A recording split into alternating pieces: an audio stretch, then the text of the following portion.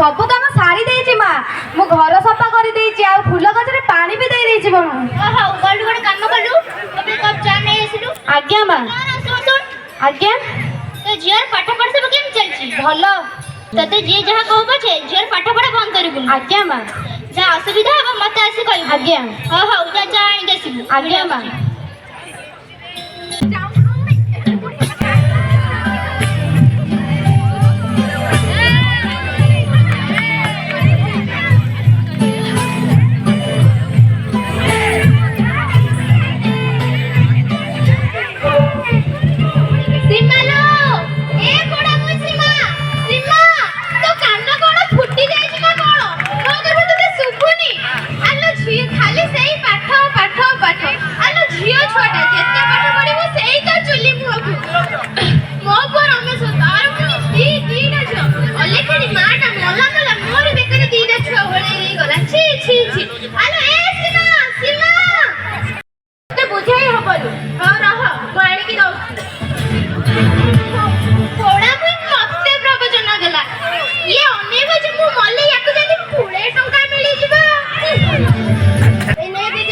तोरी तकिया तले थिला उड़ी कोथि पाउ कोडा मई बाड़ी धइलु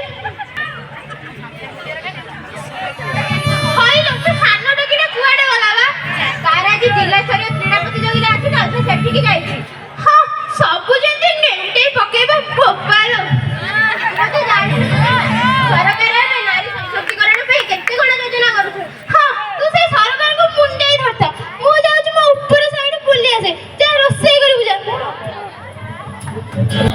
सीमा ए मा सीमा सीमा रे कोन दिना खाइबा को दे मते बरा सारे भोक गलानी मु साडे काम को जिबी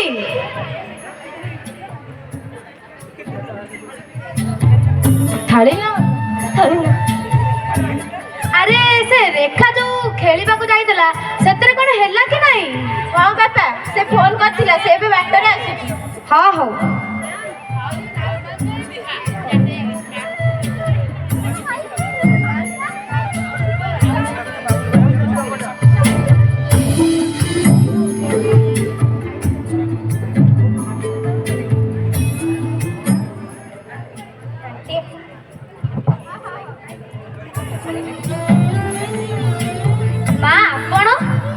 आपण हठात मो घरे मोर किछि भूल भाल हे जाय कि ना ना तोर किछि भूल हे तोर तो घरे दी देटा हीरा रखे हमो किछि कहिनु हीरा हीरा पुनी मो घरे मु को हीरा बिना चोरी करिनी मा ना ना मु से हीरा कथा कहूनी आउ तोर दुई जियो ही तोर असली हीरा आज्ञा पापा पापा पापा जानी छ मु जिल्ला स्तरीय प्रतियोगिता रे चैंपियन है छ राज्य स्तरीय खेले पे सिलेक्शन है छी सप्तरे हे प्रभु कला शांति तुमको कोटि कोटि जुहार तो जिया बड़ जिया सीमा ओएस पाई छी कई देख मु कोन पढ़ी पारिबी मा मु तो पाठ साठ पढ़िनी मूर्ख लोक ओहो से कथा छाड़ एई सोमवार दिन सब नारी सशक्तिकरण पे किछि कार्यक्रम अछि तू तो दुई झियो को धई आसीबू आज्ञा मा हला मोर साडे केडे काम अछि मु जाउछी आज्ञा ओहो आसंतु मा हां चल झियो माने पुओ मानक ठारू कम बोली आज काली बा सबुआरे नारी सशक्तिकरण चली छी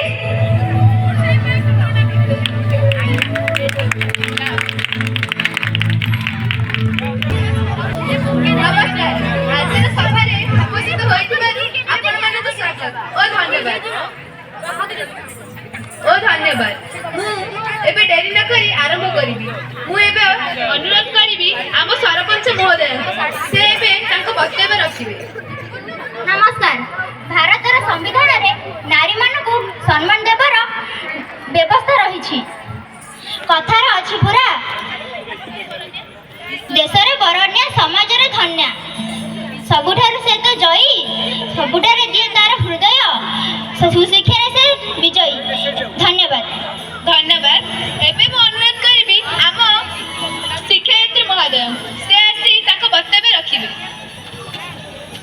नमस्कार किंतु पुरुष प्रधान ए समाज नारी मानंकु